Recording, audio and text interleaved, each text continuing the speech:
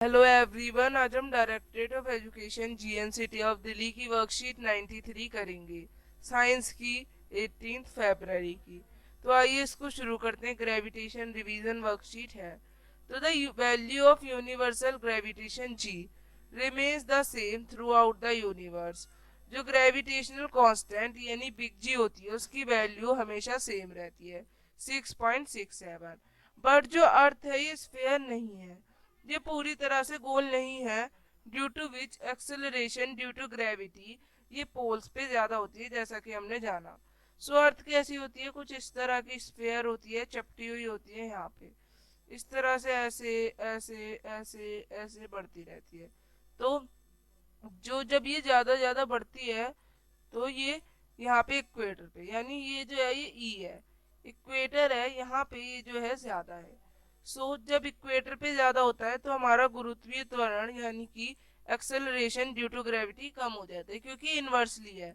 वहीं अगर रेडियस कम होता है तो ये ज्यादा हो जाता है। अब कैलकुलेशन कैसे होती है वैल्यू के इसके? तो एम मास ऑफ अर्थ है ना, और स्मॉल एम एक ऑब्जेक्ट है, डी डिस्टेंस है बिटवीन देम। सो अब आपके पास एक फॉर्मूला आता है ग्रेविटेशन ड्यू टू एक्सेलरेशन का, जो कि हम पिछली वर्कशीट में प्रूव कर चुके हैं।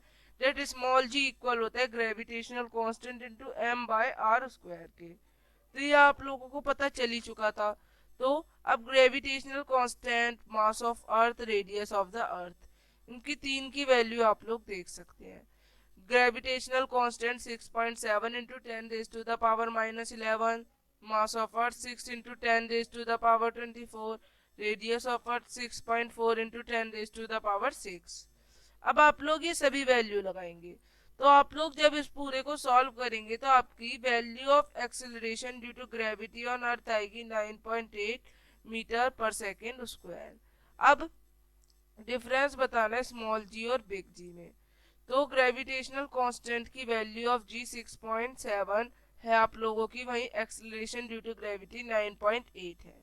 अब ग्रेविटेशनल कांस्टेंट एक स्केलर क्वांटिटी है, वहीं जी एक वेक्टर क्वांटिटी है।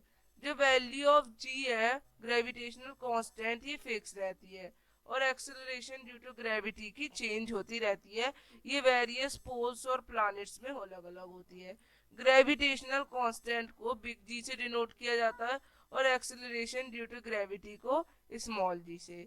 अब ग्रेविटेशनल कांस्टेंट इंडिपेंडेंट होता है, बल्कि acceleration due to gravity depend करता है डिस्टेंस के बीच में। डिस्टेंस कम होगा तो ये ज्यादा, वरना अगर ज्यादा है तो ये कम। अब what does big G and small G represent? Question आ चुके हैं। तो big G means gravitational constant and small G means gravitational acceleration. अब unit of gravitational acceleration metre per second square, वही unit of gravitational constant newton metre square KG square. अब 4 point लिखने small G and big G. तो big G, the value of big G 6.67 and the value of ji is 9.8। इस तरह से चार है, आप इनको डिस्क्राइब कर देंगे और लिख देंगे। सो थर्ड थर्ड क्वेश्चन बहुत आसान है कि एक ऑब्जेक्ट है जिसको प्लेस किया गया अर्थ पे। If the distance between the object is increase too much, अगर उनके बीच का जो डिस्टेंस है वो बढ़ जाता है, देन हाउ ये कैसे इफेक्ट करेगा? If the distance between the object बढ़ेगा, सो जो डिस्टेंस है वो बढ़ेगा, सो जो वैल्यू है ग्रेविटेशनल एक्सेलरेशन की कम होगी, decrease, but the gravitational constant की वैल्यू फिक्स रहेगी। अब what is the value of acceleration due to gravity? G क्या वैल्यू है अर्थ पे? 9.8 मीटर सेकेंड स्क्वायर।